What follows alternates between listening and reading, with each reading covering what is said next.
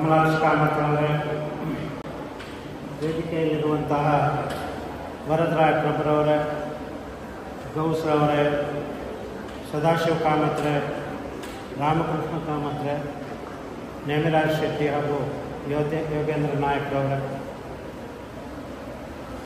ವಿದ್ಯಾರ್ಥಿ ಬಂಧುಗಳೇ, ಅವರ ಹೆತ್ತವರೇ ಮತ್ತು ಈ ಚಿತ್ರಕಲಾ ಸ್ಪರ್ಧೆಯಲ್ಲಿ ಭಾಗವಹಿಸಿದಂತಹ ಎಲ್ಲ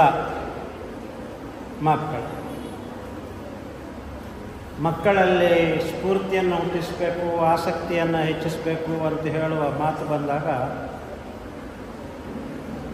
ಬಹಳ ಕಷ್ಟ ಅನ್ನಿಸ್ತದೆ. ಯಾಕಂತ ಹೇಳಿದರೆ ಮಕ್ಕಳ ಆಸಕ್ತಿ ಎಲ್ಲಿ ಇರ್ತದೆ, ಯಾವುದರ ಮೂಲಕ ಅವರು ಅಭಿವ್ಯಕ್ತಿಗೊಳಿಸ್ತಾರೆ, ಹೇಗೆ ಅವರ ಆ ಸುಪ್ತ ಮನಸ್ಸನ್ನು ನಾವು ಜಾಗೃತಿ ಮಾಡಬೇಕು ಅಂತ ಹೇಳುವ ಯೋಚನೆ ಮನಸ್ಸಿಗೆ ಬರ್ತದೆ. ದೇವರಾಜಪ್ರಭುರವರು ಹೇಳಿದರು, ಕೆ ಪಿ ಶೆಣೈಯವರು ಚಿತ್ರಕಾರರಾಗಿದ್ದರು ಅಂತೇಳಿ. ಅದು ಬಹಳ ಅಲ್ಪ ಸಮಯಕ್ಕೆ, ನನ್ನ ಶಾಲಾ ಕಾಲೇಜು ಜೀವನಕ್ಕೆ ಮಾತ್ರ ಸೀಮಿತವಾಯಿತು.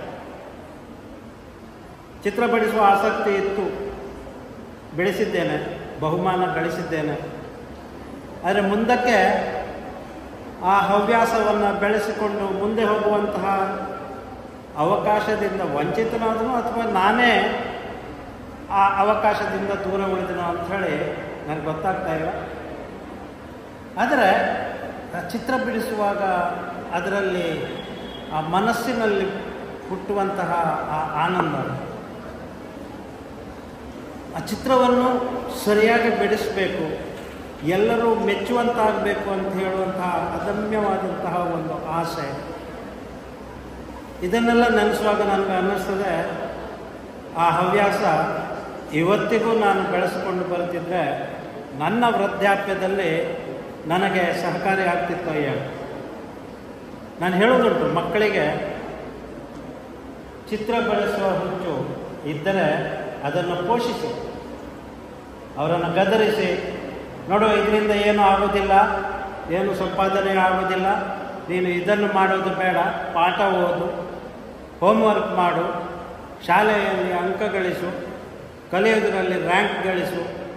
ನಾವು ನಮ್ಮ ಯೋಚನೆಯನ್ನು ಹೆತ್ತವರು ಯಾವುದಕ್ಕೆ ಸೀಮಿತಗೊಳಿಸಿದ್ದೇವೆ ಅಂತೇಳಿದರೆ, ಸಮಾಜ ಜೀವನದಲ್ಲಿ ನಮ್ಮ ಜೀವನ ಆ ಶೈಲಿಯನ್ನು ಎತ್ತರಿಸುವ ಮಟ್ಟಕ್ಕೆ ಏನಾಗಬೇಕು, ಹಣ ಆಗಬೇಕು. ಹಣ ಆಗಬೇಕಾದ್ರೆ ಏನಾಗಬೇಕು, ಒಳ್ಳೆಯ ಉದ್ಯೋಗ ಸಿಗಬೇಕು.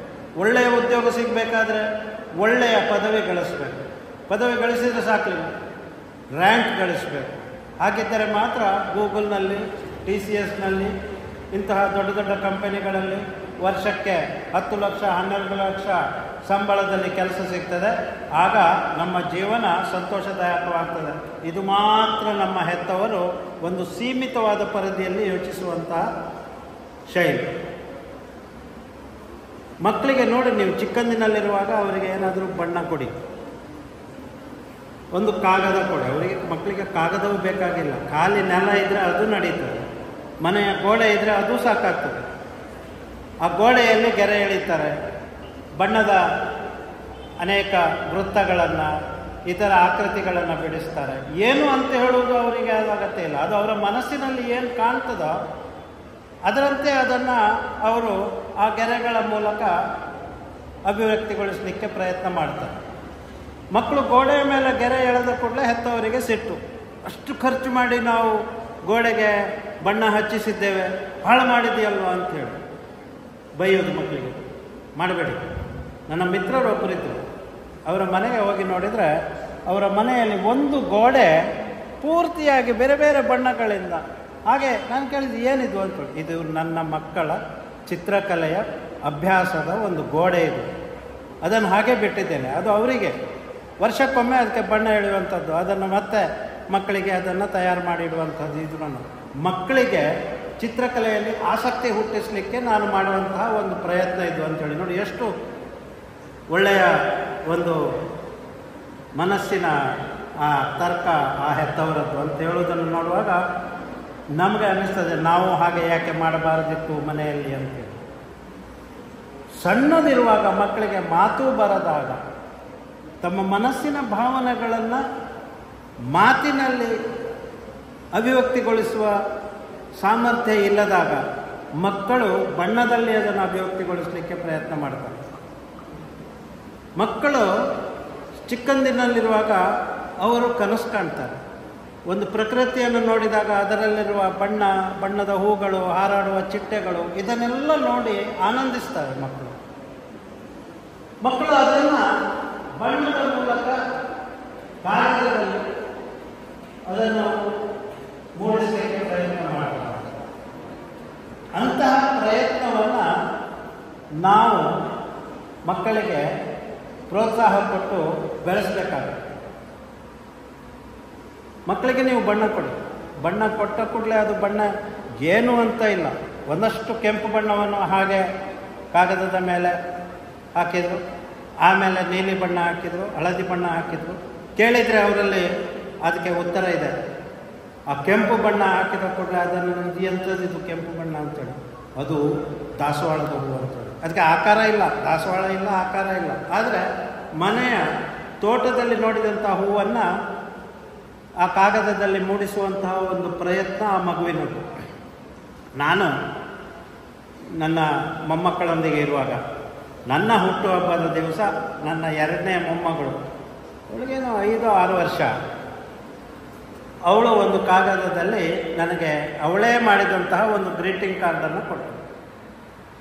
ಆ ಗ್ರೀಟಿಂಗ್ ಕಾರ್ಡನ್ನು ಕೊಟ್ಟು ನೋಡಿದಾಗ ನಾನು ಅದರಲ್ಲಿ ಒಂದು ಬೋಳು ತಲೆ ಆಯಿತಾ, ಆಮೇಲೆ ಒಂದು ಕೈ ಕಾಲು ಇದೆಲ್ಲ ಇದೆ. ನಾನು ಕೇಳಿದೆ, ಇದು ಯಾರು ಅಂತೇಳಿ. ಅಜ್ಜ, ಇದು ನೀನು ಅಂತೇಳಿ. ನೋಡಿ, ನಗುವಂಥ ವಿಷಯ ಅಲ್ಲ ಇದು. ಆ ಮಗುವಿನ ಯೋಚನೆಯ ರೀತಿ ಯಾವುದು ಅಂತೇಳಿ ಅತ್ಯಂತ ಪ್ರಮುಖವಾಗಿ ನಮ್ಮಲ್ಲಿ ಕಾಣುವಂತಹದ್ದು ಏನು ಅಂತೇಳಿ, ನನ್ನನ್ನು ನೋಡಿದಾಗ ನನ್ನ ಬೋಳು ತಲೆ ಎಲ್ರಿಗೂ ಅತ್ಯಂತ ಪ್ರಮುಖವಾಗಿ ಕಾಣ್ತದೆ. ಅದು ಹಾಕಿದ ಕೂಡಲೇ ಸರಿ ಮುಗೀತು, ಇದು ಅಜ್ಜ ಅಂಥೇಳಿ. ಅದರ ಮೇಲೆ ಹ್ಯಾಪಿ ಬರ್ತ್ಡೇ ಅಜ್ಜ ಅಂಥೇಳಿ ಬರೋದು. ಈ ರೀತಿಯಲ್ಲಿ ಮಕ್ಕಳು ತಾವು ನೋಡಿದ ವಿಷಯದಲ್ಲಿ ಏನಾದರೂ ಅತ್ಯಂತ ಪ್ರಮುಖವಾಗಿ ಗುರುತಿಸಬೇಕಾದಂತಹದ್ದನ್ನು ಏನಾದರೂ ಇದ್ದರೆ ಅದನ್ನು ಬರೀತಾರೆ, ಆಮೇಲೆ ಅದಕ್ಕೆ ವಿವರಣೆ ಕೊಡ್ತಾರೆ. ಆ ರೀತಿಯಲ್ಲಿ ಬಣ್ಣ ಹಚ್ಚುವಂಥದ್ದು. ಇವತ್ತು ಇಲ್ಲಿ ಬಹುಮಾನ ಕೊಟ್ಟರು, ಹಣ್ಣಿನ ಬುಟ್ಟಿಯ ಚಿತ್ರ ಅಂತೇಳಿ. ನನಗನ್ನಿಸ್ತದೆ ಆ ಪ್ರತಿಯೊಬ್ಬ ಮಗುವಿನ ಹಣ್ಣಿನ ಬುಟ್ಟಿಯಲ್ಲಿಯೂ ಕೂಡ ಒಂದು ದ್ರಾಕ್ಷಿಯ ಗೊಂಚಲು ಇದ್ದೇ ಇದೆ ಅಂಥೇಳಿ ಅನ್ನಿಸ್ತದೆ. ಯಾಕಂತೇಳಿದರೆ ದ್ರಾಕ್ಷಿಯ ಗೊಂಚಲು ನೋಡಲಿಕ್ಕೆ ಭಾಳ ಚೆಂದ ಇದೆ. ಅದರಲ್ಲಿ ವೃತ್ತಾಕಾರದ ಸಣ್ಣ ಸಣ್ಣ ವೃತ್ತಾಕಾರದ ಇದರಲ್ಲಿ ನೇರಳೆ ಬಣ್ಣವನ್ನು ಹಾಕಿ ಬಿಟ್ಟರೆ ಮುಗೀತು. ಆಮೇಲೆ ಯಾವುದಿರ್ಬೋದು ನೋಡಿ, ಯೋಚನೆ ಮಾಡಿ ಹೇಳಿ ನನಗೆ. ಮತ್ತೊಂದು ಹಣ್ಣು ಯಾವುದು? ಬಾಳೆಹಣ್ಣು. ತಕ್ಷಣ ಮಕ್ಕಳಿಗೆ ಏನಂತ ಹೇಳಿದ್ರೆ, ತಾವು ನಿತ್ಯ ನೋಡುವಂತಹ ಅತಿ ಸುಲಭವಾಗಿ ಮೂಡಿಸಬಹುದಾದಂತಹ ಯಾವುದಾದ್ರೂ ವಸ್ತು ಇದ್ದರೆ ಅದನ್ನು ಅದರಲ್ಲಿ ಬರೀತಾರೆ. ಚಿತ್ರ ಹಣ್ಣಿನ ಬುಟ್ಟಿ ಅಂತ ಹೇಳಿದ ಕೂಡಲೇ ನೋಡಿ, ಬುಟ್ಟಿಯ ಕಲ್ಪನೆ ಹೇಗಿರ್ತದೆ ಮಕ್ಕಳಿಗೆ. ಆ ಹೆಣೆದ ಬುಟ್ಟಿ, ಅದಕ್ಕೊಂದು ಕೈ, ಅದು ಇದ್ದೇ ಇರಬೇಕು. ನನಗನ್ನಿಸ್ತದೆ ಆ ಚಿತ್ರದಲ್ಲಿ ಅದು ಇದ್ದಿರ್ಬೋದು. ಬಲೂನ್ ಮಾರುವ ವ್ಯಾಪಾರಿ, ಆ ಬಲೂನ್ ಮಾರುವ ವ್ಯಾಪಾರಿಯಲ್ಲಿ ಮಕ್ಕಳು ಕೊಡುವ ಪ್ರಾಧಾನ್ಯ ಯಾವುದಕ್ಕಂತೇಳಿದ್ರೆ ಬಲೂನಿಗೆ, ಪುಗ್ಗ. ಅದರಲ್ಲಿ ಬಣ್ಣ ಯಾವುದು ಇರ್ತದೆ ಅಂತ ಹೇಳಿದ್ರೆ ಸಾಮಾನ್ಯವಾಗಿ ಕೆಂಪು, ಹಳದಿ, ನೀಲಿ ಇದಂತೂ ಇದ್ದೇ ಇರಬೇಕು.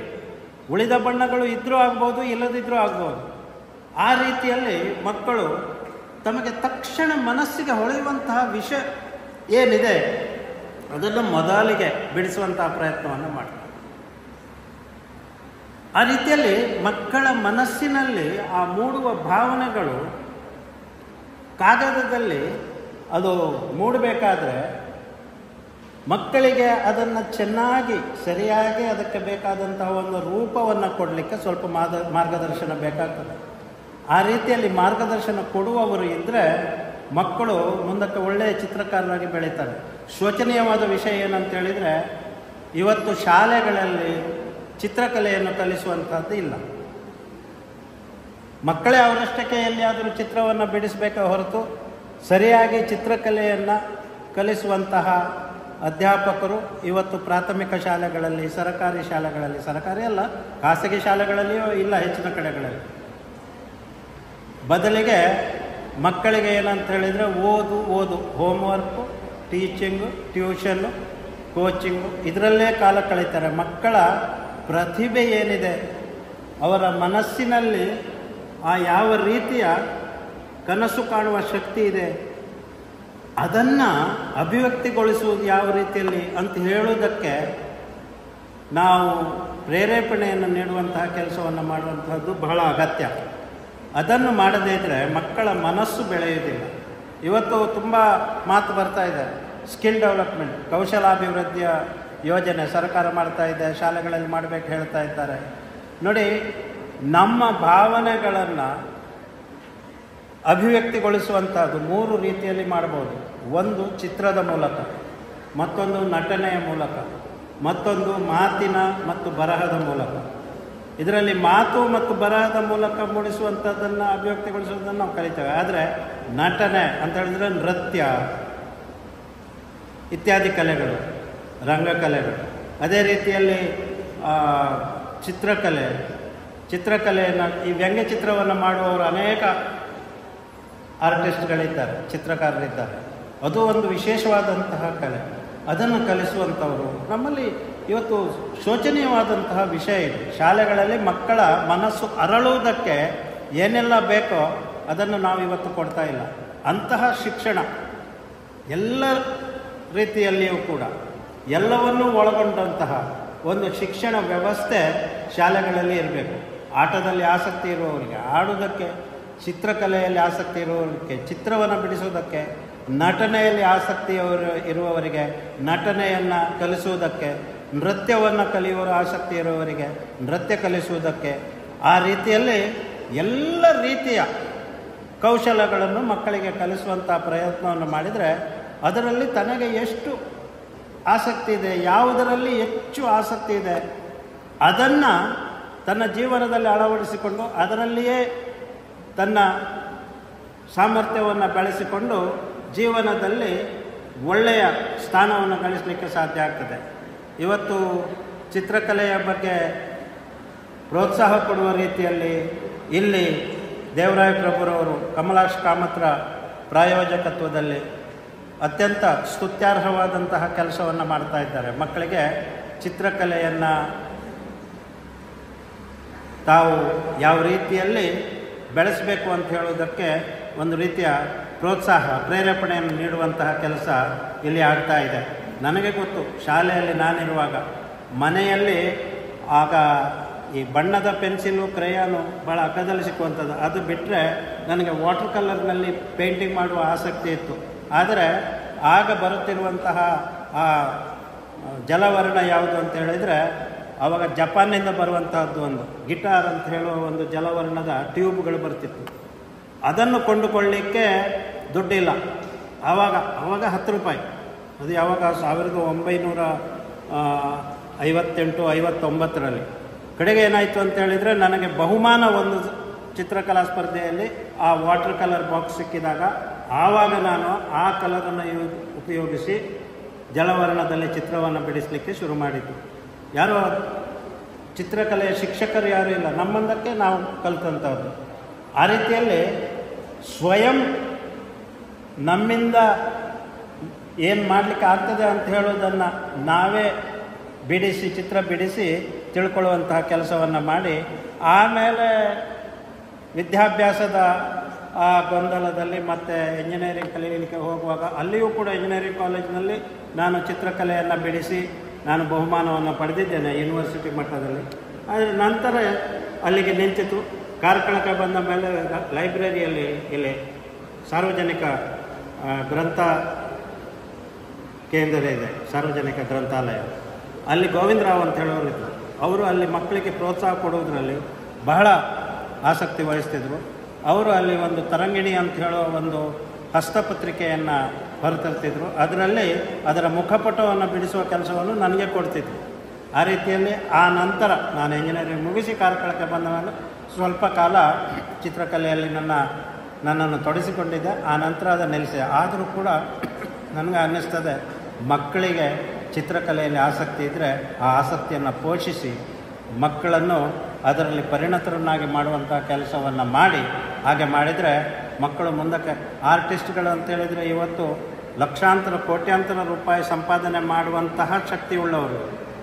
ಅನೇಕರ ಚಿತ್ರಕಲೆಗಳ ಆ ಚಿತ್ರಗಳು ಜಲವರ್ಣ ತೈಲವರ್ಣದ ಚಿತ್ರಗಳು ಸಾವಿರಾರು ರೂಪಾಯಿಗೆ ಮಾರಾಟವಾಗುವಂತಹ ದಿನಗಳು. ಯಾಕಂತ ಹೇಳಿದ್ರೆ ಶ್ರೀಮಂತರಾದವರು ತಮ್ಮ ಮನೆಯ ಗೋಡೆಯ ಮೇಲೆ ಒಳ್ಳೆಯ ಚಿತ್ರಗಳನ್ನು ನೇತು ಹಾಕಿಸುವಂತಹ ಆ ಕೆಲಸವನ್ನು ಮಾಡ್ತಾರೆ.